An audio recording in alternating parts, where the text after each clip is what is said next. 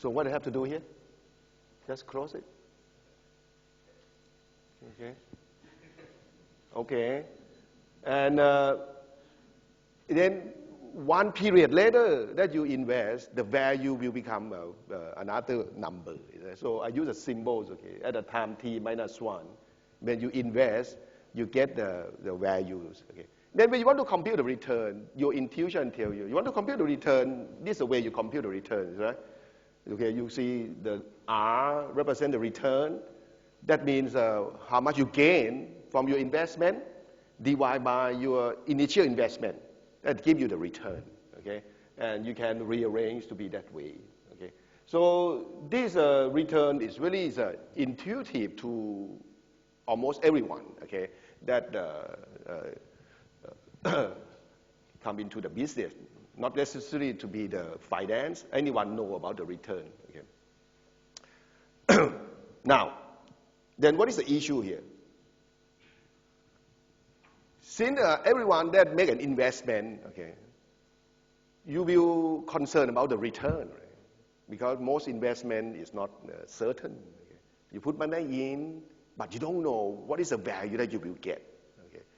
So you guys learn from a statistic. Okay? So in that case, everyone want to anticipate what is the value. To anticipate of the future value, you need to have a distribution. Is that right? You need to have a distribution. And when you're talking about the distribution of the return, then naturally you might come up with the standard norm, the normal distribution, because that's what you're familiar with. Okay? It's right, you have a standard normal. Okay? But there is some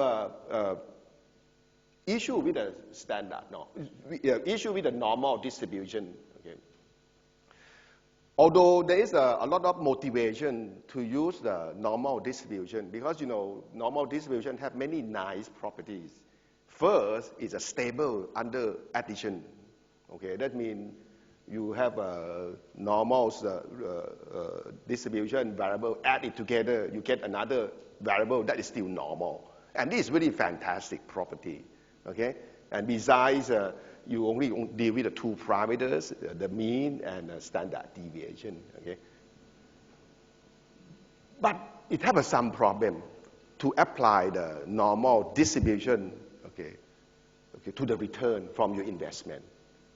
Because the most investment, when you make an investment, most investment is a limited liability. What does it mean, a limited liability? It means that the most you can lose, you just lost your investment. Okay, you put money $100. Okay, the worst case is you just lost $100. Okay, this is the most investment. Okay, of course there are some other investment that you have unlimited liability. Is right? Suppose you and your friend, okay, have some idea, set up a business, and we are a partner. Since the idea comes from you, right? Your friend give you, okay, you are the general partner. Well, you sound good, right? Because you have an idea. But this kind of business is when you engage in, if you have some incident, you have to make a lot of payment, then the money in your company is not enough. They will come to your personal belonging. Okay? So this type of investment is become unlimited liability. But of course, only for the general partner. The other partner is still limited because they are not involved in the management. They let you manage. Okay? But anyways, most investment is the limited liabilities. Okay? So in that case, some implication to limited liability is the lower bounds of the return is going to be truncated. Is right? So the return R that we justify or we perceive, it cannot take the value less than -1. Then, if you want to use a normal distribution, okay, to apply to the return, then it's not consistent, right, to the structure of the return. Because the normal distribution, you have to be -infinity to positive infinity. Although the return could be positive infinity, is right, technically, but the negative is a truncate at -1. So how are we going to deal with it? Okay, Because if we cannot come up with certain distribution, then we cannot access, okay, a lot of value apply in risk measurement. Okay. So we're gonna hold on this one, and then we're gonna walk through the conventions in the banking industry. Fortunately, okay, in the banking industry, if you notice, when you look in the account from the bank, okay, saving account, or you borrow money from the bank, okay, the convention in the banking industry is when they quote you the interest, okay. Let's say, use example here, there is a saving account. This saving account, they say that they're gonna pay you interest, annual interest, 10% per year. But they say semi-annual compounded. Okay. So what does it mean? The way they compute the interest to you is according to this graph. You see? Suppose you put money $100 at the beginning, you want to hold for 1 year, then they say that this is 10% per year, semi-annual compounded. It is equivalent to, they're going to compute 5% per half year. Okay? You take a look. Half year, the money in your account grow from $100, 105. Okay? And then you say, what is big deal? I heard that interest, it grow every passing day anyway. Is that right? Okay. The difference is in the second half of the year. You see here? The money grow to be total is 110 and 10 to 5 cents. Okay. Although they say 10% per year, is that right? You can see here, the reason it go like this is because in the second half of the year, you're going to get the blue color, $5, come from your $100 that you put in the second half. Is right? But the 25 cents, you earn interest on the first $5 that you earn. So the meaning of the compounded, that means from this observation, you know that you can summarize here. Okay. The annual interest 10%, semi-annually compounded, it means to use 5%. That's what we just discussed in the calculation. Okay. The interest earned in the previous period also earn the interest in the subsequent periods. Okay. Okay? So that's why it compounded. Okay? The word compounded, that means you earn interest on the previous interest that you earn. Of course, it applies if you borrow money as well. Okay? Okay? If you borrow money, they're going to pay the interest on the previous interest that you haven't paid. Okay? Okay. Now, from this observation, we can put in a mathematical formulas. Okay? And you take a look here. So we can define the return. You see here, from our point of view, you put $100. At the end of 1 year, you get 110.25 cents. So the initial definition of the return, that means you earn 10.25%, is right? 10.25%. Okay? So this is a 10.25%, we call effective return per year. Okay? When we say effective return, that means we factor in the interest on interest. So we're going to put in the mathematical formula. Use a notation, the cursive R, and you have a subscript EAR that stands for effective annual rate. Okay? Then it's going to equal to 1 plus R norm. The user R norm, this is the quoted interest, but in the context, in the convention, sometimes they call quoted interest, sometimes we call nominal interest. By the way, for those that have taken economics or took economics before, this nominal is not like the nominal and that related to inflation. No. This is a nominal, it's just at the face when they tell you, okay? So when we put in the mathematical formula like this, okay, you're going to see that you can transform, is right? Let's say in this case, the numerical example, the interest that you actually earn, 10.25%, you can say that it's a 10% per year, but semi-annually compounded. Okay? Okay, this is the idea.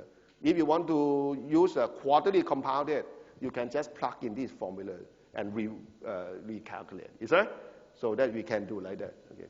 So this is a convention in the banking industry, and in the United States, it's even written in the law. Okay, such that for the financial transaction involve the interest rate per year that you use in a contract, state in a contract, you must state as a quoted. Okay, that means if you actually pay 1% per month, you just use 1% multiplied by 12, it becomes annual interest, okay, 12% and monthly compounded. Okay, and figure out of effective, you go to figure out by yourself. Okay, so with this the definition, then we come to the appreciation of this exponential. So you get an idea. Suppose I have quoted, okay, you can use a 10%. Previously we say my annual compounding, is right? If I increase the number of compounding, okay, maybe quarterly, monthly, weekly, daily, hourly, okay? So you increase the number of compounding period, compounding frequency. It turns out that that equation is converge. Okay? So we have to thank the exponential, the E, to convert to be E, to the power. Okay? You see here, it converge. Okay? And this one is the definition of the mathematical number E, is that the way that you converge. When it converges, you see here, we can rearrange. Okay? We rearrange and then we apply log to it. So the right-hand side of this, the bottom equation here, the right-hand side is the log of the gross return. Is right? Because the 1 plus effective return, that is something like your gross return. The gross return that include what you put in, money that you put in. Okay? So when you apply the log transformation, okay, it's just not the mathematical log transformation by itself. It has a meaning as well. The number that you get is still called return as well. Okay? But it's the nominal, but with continuously compounded. So it can still have a meaning of the return. And once you take log to it, now you don't have a problem of a truncated animal. Is that right? You don't have a problem of truncated. Previously, this cursive R, the lowest bound is what? -1. So this one we approach to -1, log of 0 is negative infinity, is that right? Is that right? So, well, then when you deal with the constantly compounded return, okay, or the log return, okay, log of gross effective return, then you don't have a problem of the truncated anymore, okay? So this one is give us some, okay, confidence to use it, okay? So this, you just go back. We talk about the interest, then we can apply the same idea, is right? Because the cursive R is something like the verb return that we compute. Then when you move a 1 to the other side and you apply log. Now when you take log of the 1 plus cursive R, okay, this is a gross return. Log of the gross return give you some number that fall under the definition of the return with continuously compounding. Is that right? So this is very, very fantastic. Okay, and we're gonna see. We're gonna do some application now. Okay, this give you the idea what when people who are in the finance industry, especially for big financial institutions, they want to know their risk position. Okay, financial institution is equivalent to have a investment in many assets. Is it? Instead, you're going to look in many assets. Okay, you consider as a pool.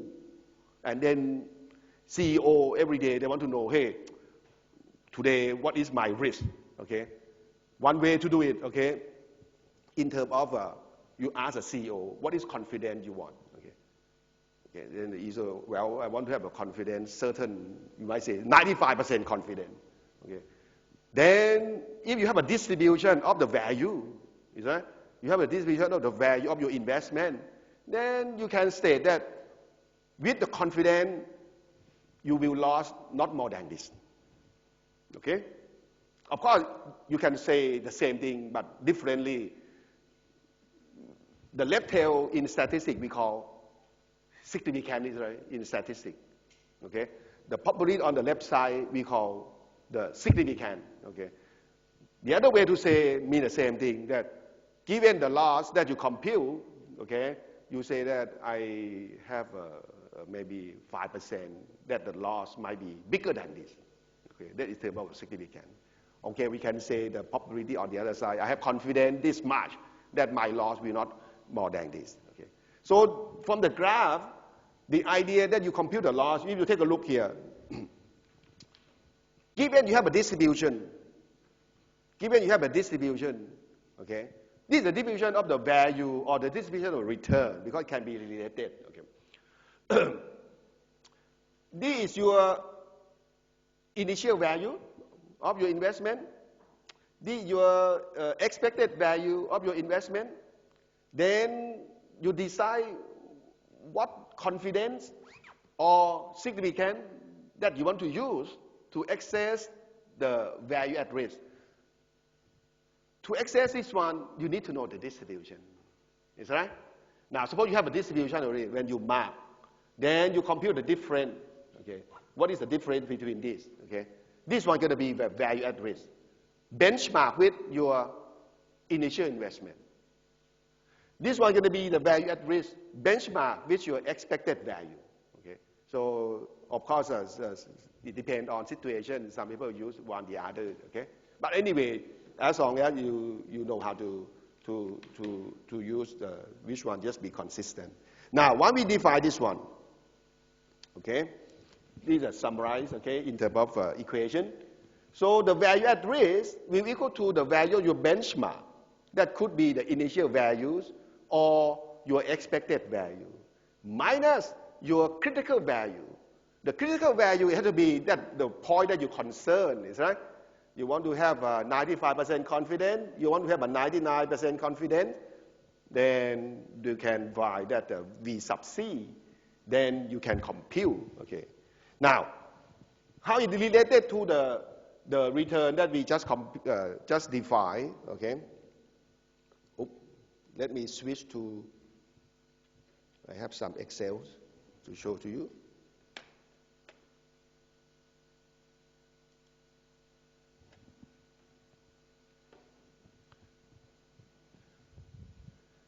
Can you see here? So it's sort of the two panels. One, we deal with the initial definition of the return, okay, cursive R. If you assume your cursive R is a normally distributed, okay, if you assume it's normally distributed, that's the way you compute, okay. Given, okay, the initial value of your investment 10, okay, you have an expected return, you have the variance, suppose it's a variance, okay, then you take square root of the variance, that gives you standard deviation, okay, then you can compute, now you given your level of confidence, 95%, then you can compute the critical R, is that? The critical R. Once you have a critical R, then you can compute the critical V, is that? Is that we have a critical R because V is equal to the initial investment times 1 plus R. Is that? When you have R, then you can compute. Then once you have the critical V, of course you can compute the expected V as well. Okay, and you can compute the Y. Okay. So this is going to be your value at risk benchmark with the initial investment, or is the benchmark with your expected value, either one. Okay. Now, if you assume that the log return or the return with continuously compounded distribute as a normal, okay, then up to this point is the same, right? Because it's both is a normal, right? And we use the same parameter, so it's the same. Now it starts to be different over here, okay? The critical V, okay? Since in this case, critical V will equal to initial V times the exponentials, okay, of the R, is that? Of the continuously compounded R, is that? Because of this one is continuously compounded, okay? And in terms of the expected value of V, so expected value of V will equal to the initial V times the exponential of the mean, okay, the mean plus the variance over 2. Because right now, when you assume that the straight R continuously compounded return is a normal distributed, then the V going to be log normal. Is that? So the expected value of V will follow this property, right? The expected of V will equal to your initial V times the exponential of the mean of the R plus the variance over 2, okay? So this one is a property of the log normal. So once we have all this, the value, then we can compute the value at risk, okay? You can use either definition. Now you take a look. Right now, the standard deviation is only 31%, right? We can increase the standard deviation, okay? So increase, I'm gonna magnify, I double, okay? So this double, okay? Of course, when the volatility is higher, your value at risk is higher, is that right? Okay, then we triple, okay? Is that we triple? Okay, and maybe one more. Then this is 4 times. And what is standard deviation now? 63%. 63% is still not that high, right? Anyone follow the market here? Anyone follow the market in the year 2008? When the Lehman Brothers, you know Lehman Brothers? Lehman Brothers collapsed, okay? Okay. Before is the volatility. Actually, there is an index, okay? There is an index. You can Google called VIX. VIX, that is a volatility index, okay? Once you Google, they have a graph. At the crisis, the volatility shoot more than 70%, 80%, because they compute volatility, okay, every day. Sometimes you can compute every minute, okay, because they compute from the financial product, okay. So that's been how people are nervous about it, okay. But of course, high volatility in financial market mean opportunities, right? When you have a volatility, that means you have a lot of disagreement, is that? That's why you have a trade. If the market is so calm, okay, another big group of traders, they don't have anything to do because the price doesn't move. They just fall to sleep, cannot do because the price doesn't move. But when you have a high volatility, then that is the market is very active. So we're going to increase some more and see something. So right now, the volatility is about 70%. Is that? So it's still realistic as well. But you take a look here. If you assume the return is a normal, then it's a little bit weird. This one is your value at risk, is that? Your value at risk, okay? Value at risk. You benchmark with the initial investment. Your initial investment is 10, but you say that you're gonna lose more than what you put in, then it doesn't make sense. Is that right? It does not make sense. But in this case, it doesn't matter, okay? Because the distribution is different, okay? So this one, we overcome, okay? The truncated of the cursive R by using the log transformation. Is that? Okay, so this is one nice thing about logarithmic function.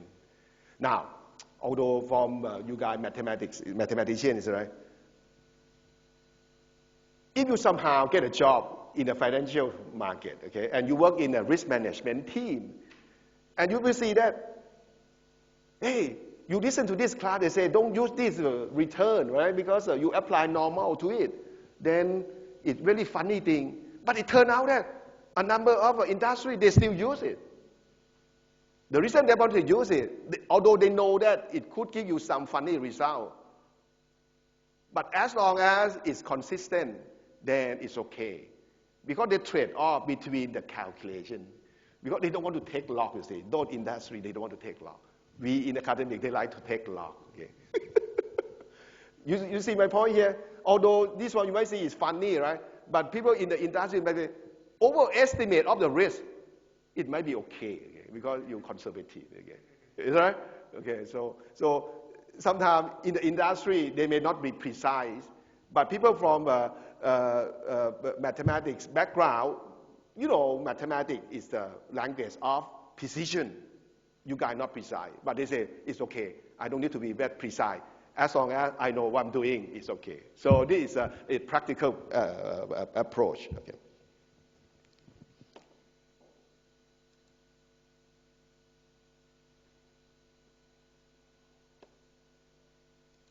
So we see one benefit already, okay? Why you take log to it? Some more. You take a look here. If we deal with the return over multi-period, that means previously you hold only one period. Now I hold many periods. Okay? When I hold many periods, you take a look. The left-hand side is a gross return over many periods. Okay? And the right-hand side, it comes from compounding, is right? Of the return in the short period, from the single period. And my notation, I just want to simplify, okay? So this one, you have a front subscript and back subscript. This one is a multi-period. When I have only the back subscript, I represent single period, okay? Single period for that time, okay? So now, if you want to compute the return, let's say you have a data, okay? You have a daily return because you look at the Yahoo Finance, you have a daily price, you want to compute the daily return, right? Then you want to know what's the return in a month, okay? Then you just 1 plus return each day, is that? And multiply and subtract 1 if you want to get percent return. But you guys know that when you deal with the multiplication compared with the addition is easier, is right? So when you take log, once you take log, then log of the product is become sum of the log. Is that? And the sum of the log, this one has a meaning too. Each one is a return with continuously compounded. Okay? The left-hand side is a return continuously compounded over the longer period, equal to continuously compounded return over short period, sum together. And then the sum is easier to deal with, especially when you have to write a program. Is that? You want to write a program to accumulate the product, it is a bit cumbersome. Okay? But when you write a program to sum, you take log first and sum, it's easier. I don't have time. Otherwise, I can write a program and check the timing, okay, that they spend. Let's compute 10,000 times. Okay? Let's say I want to compute this return. Let's say I want to compute this return. I want to compute this return. Instead, I'm going to compute by this equation and then subtract 1. I'm going to take log first. And then I sum this one. After I get this one, I entire log. Okay? But I'm going to do it maybe 10,000 period. Okay? And see what is the time, CPU time that they spend. Maybe some of you know. Okay? Then we compare. I believe that the second approach is going to be faster. Okay?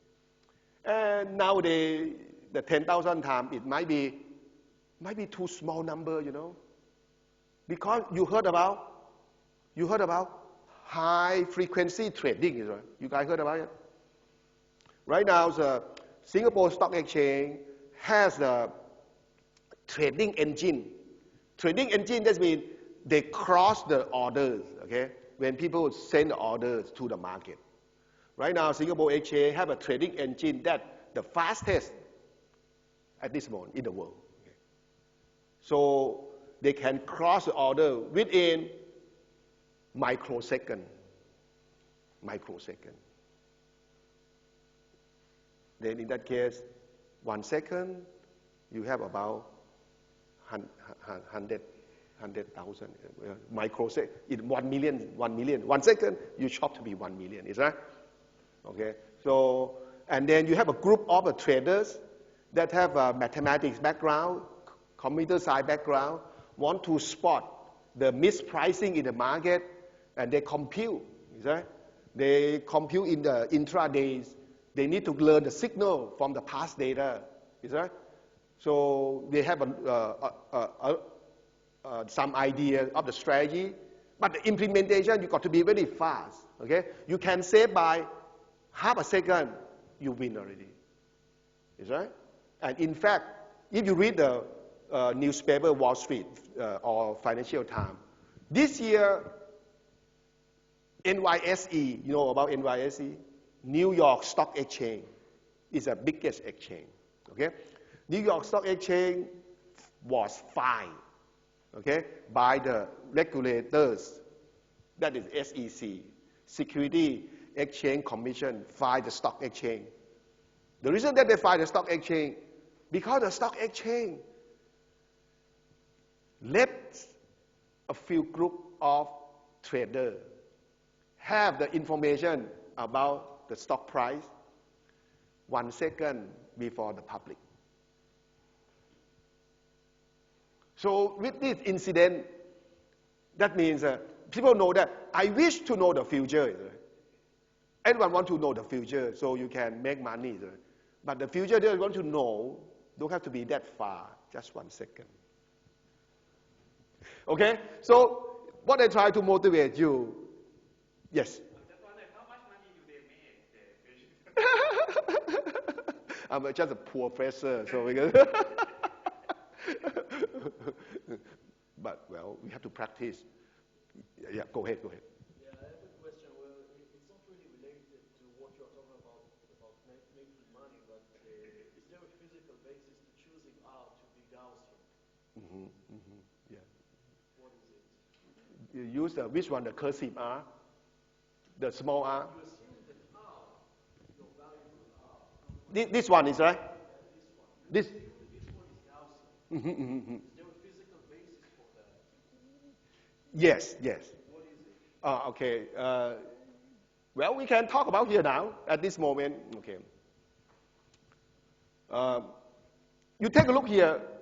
After we do the log transformation, you can see here the return over the longer interval. If you define as the compounded, continuously compounded, is right? It's equal to the sum, is right? Okay. Now you hold on. Now, right now we just discussed that it's easy to compute, is right? Or it's easy to do the coding. Okay. So this is one benefit. I'm going to move to the next benefit and might answer your question. Okay. The next one is we always like to compute the variance. Right? If you deal with the previous definition, the variance of the previous definition of return over many periods, you almost give up. Okay. If you want to compute the variance of the return over 1 year, okay, return need to hold for 1 year. By using the return of the smaller period, then you have to give up.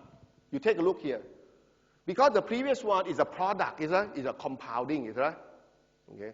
Then you want to use a smaller period return, then it's just so many variables that's so complicated. Let's say the return over 2 periods, when k equal to 2. The variance over 2 period return, then it's equal to the function of this, right? If you break down this one, you're going to have even more complicated. You're going to have a variance of individuals, is right? Covariance, variance of the product, covariance between individual and product. And this is only 2 periods. When you use many periods, it just explodes. You just keep up. And then you say, how are you going to compute the variance of the annual return? Then in this case, you have to use annual return itself. If you use annual return, how many observations you can have? Well, you say that in what we learn here, you need to have at least 20 or 30 observations. Oh, in that case, you use 20 or 30 years, then just forget it. Because the stock that I want to deal with, 20 or 30 years, although the same company, but it might do different business. It's not good representative anymore. So you got stuck. Is right? Now, if we use the continuously compounded return, you see the variance over multi-period. It will equal to, you break down here, because it's a sum, is right? You break down to be this one. But when you break down to be this one, it's still, although it's better than the previous version, it's still complicated, is right? The reason it's complicated because you have a covariance. Now, the finance come to help you, okay? From the finance guy, okay, or the economics, we say that in a financial market, can we assume that it's very competitive? It's quite competitive because we have a lot of smart people, okay, from mathematical department, work in the industry, okay.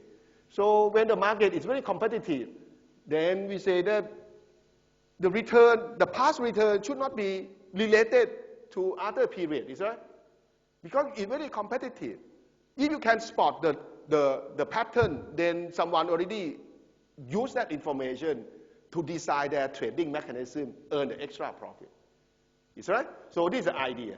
So once we impose that the market is very competitive, then you can ignore the covariance. Okay? Once you ignore the covariance, the next step, well, in fact, over here, now it's related to what you asked, okay? That we have the reason. So right now, you take a look here. When the return over many periods, defined as continuously compounded, is equal to the sum. You know that if each one of these is independent, then you can use the law of a large number, is that? That it can approach the normal. That means at least over the longer period. Okay. Is that? But of course, it has to be independent, is that? Okay. You know that this is just like random walk. And the equation that you got for the variance. That's true. When the market is competitive, we say that the price will behave as a random walk. When the market is competitive. Yeah, when you have random walk, you basically cannot do predictions. Yeah. That's true. Okay. Yeah. But yeah, that based on the market is competitive. Okay, it's very efficient. So we have a basis for it to motivate to use. Okay? And so this is it can wrap up what I plan to talk today. Okay. So when you come to this point, you want to estimate the variance. Okay. You want to estimate the variance over many periods.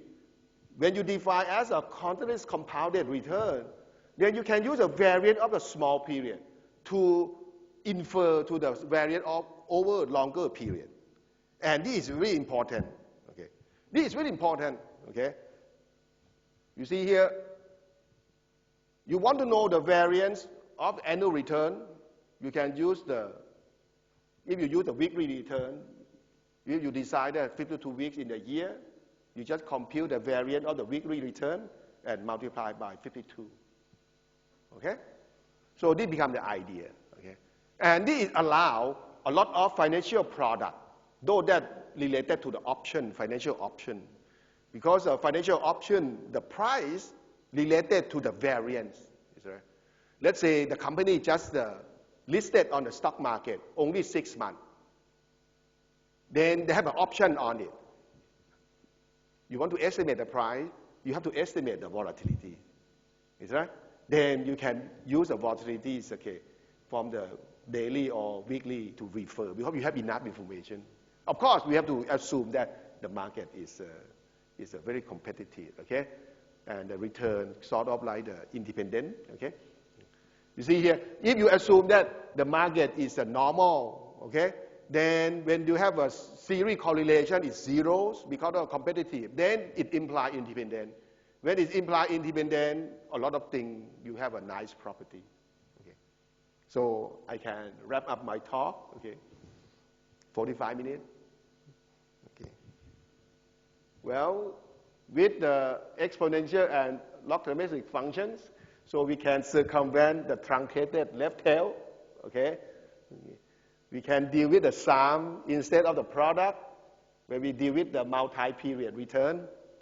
We can estimate the variance of the multi-period return from the single period return. Right? And the last one is very important. If you guys take away exponentials and logarithmic, then a number of people will lose job. No job to do. Okay? And finance is going to be very boring. Okay, this finished my talk, okay?